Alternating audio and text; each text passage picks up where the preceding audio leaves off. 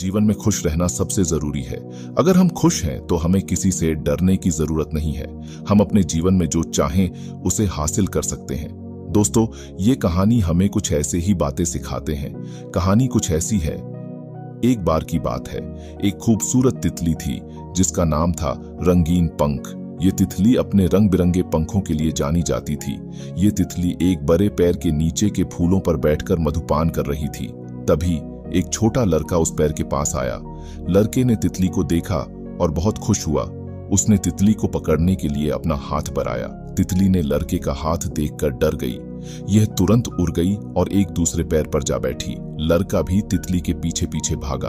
तितली एक पैर से दूसरे पैर पर उड़ती रही और लड़का भी उसके पीछे पीछे भागता रहा।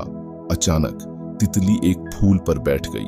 लड़का भी उसी फूल के पास गया और तितली को पकड़ने के लिए अपना हाथ बढ़ाया।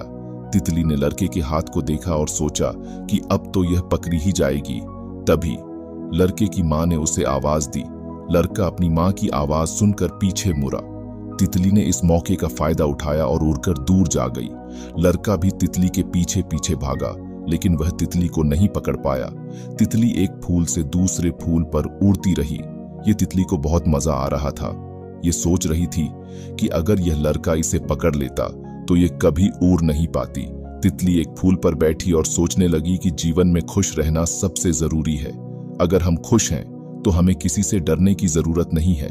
हम अपने जीवन में जो चाहें उसे हासिल कर सकते हैं। तितली ने अपने जीवन में आगे बढ़ने का फैसला किया। यह अपने पंखों को फैलाकर आसमान में उड़ गई। यह तितली को बहुत खुशी हो रही थी। ये सोच रही थी कि यह अब दुनिया भर में घूमेगी और जीवन का आनंद लेगी। दोस्तों, कहानी सुन के लगता है क्या है ये, लेकिन आप ध्यान से सुनोगे, समझ जाओगे तो भट अच्छा लगेगा। और अच्छा लगे तो एक लाइक कर देना और सब्सक्राइब बटन को दबा देना।